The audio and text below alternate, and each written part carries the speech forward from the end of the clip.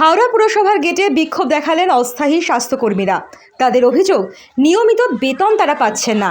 5 মাস বেতন পাননি, তবু পরিষেবা দিয়ে গেছেন।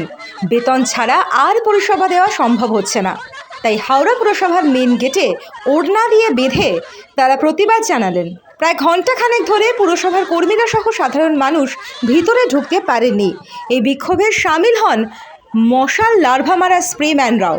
রাস্তায় বসে বিক্ষোভ দেখালে ব্যস্ত হাওড়া ময়দানে যান চলাচল ব্যাহত হয়। ঘটনাস্থলে ছুটে আসতে হয় হাওড়া থানার বিশাল পুলিশ বাহিনীকেও। হাওড়া পুরসভার 50টি ওয়ার্ডে ডেঙ্গু প্রতিরোধ করতে প্রায় 3000 মহিলা অস্থায়ী স্বাস্থ্যকর্মী এবং 226 জন স্প্রেম্যান নিয়োগ করে পুরসভা। এই স্বাস্থ্যকর্মীদের বলা হয় ডেঙ্গু প্রতিরোধ সহায়িকা।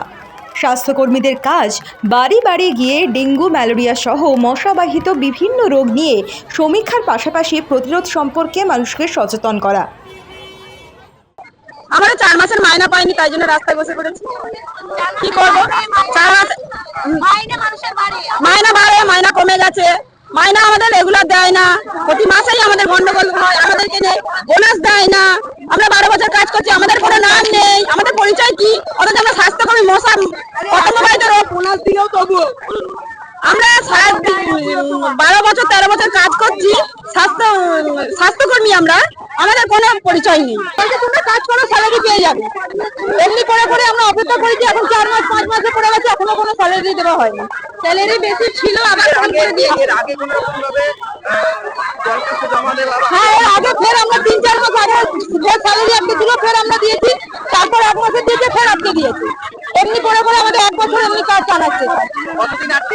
এমনি আমাদের আগের মাসে হলো 3-4 মাস, আবার ফের এবারে 5 মাসের হয়ে গেছে। হ্যাঁ, ওই তো আমাদের 5 মাসের মাইনে পাইনি।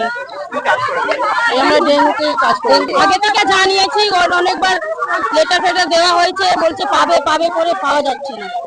হ্যাঁ, এই সংসারে খুব কম মাইনেটা বাড়াচ্ছেও না, কম দিচ্ছে। আমাদের দরকার আছে কি মাইনেটা বাড়াক, মাইনে বাড়িয়ে দেবে, এটাই নিয়ে আমাদের সংসার চলে।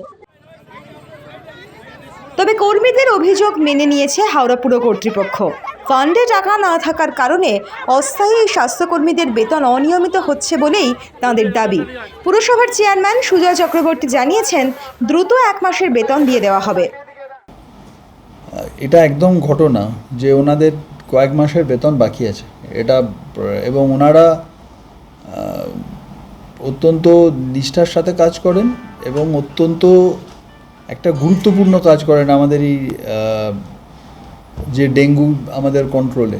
মানে ওনারা একটা পিলারের মতো কাজ করেন। ওনারা আজকে 1 মাসের স্যালারি ওনাদের আজকে বা কালকে মর্নিংয়ের মধ্যে ওনাদের অ্যাকাউন্টে পৌঁছবে, এবং উইদিন নেক্সট কিছু দিনের মধ্যে আমি কথা বলেছি ডিপার্টমেন্টের সাথে, তারা আমাকে আশ্বাস দিয়েছেন যে যত তাড়াতাড়ি সম্ভব ওনারা চেষ্টা করছেন নেক্সট 2 মাস বা 3 মাসের স্যালারি যাতে ওনারা পেয়ে যান সেটা ওনারা দেখে নিচ্ছেন।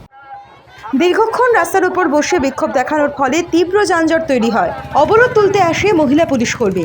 বিক্ষোভকারীদের বোঝানোর মাধ্যমে অবরোধ তুলে নেওয়ার আর্জি করেন। তারপরেও না ওঠায় ব্যারিকেড দিয়ে বিক্ষোভকারীদের রাস্তার এক পাশে সরিয়ে দেওয়া হয়। হাওড়া থেকে দেবাশিস গুছাইতের রিপোর্ট, দ্য ওয়াল।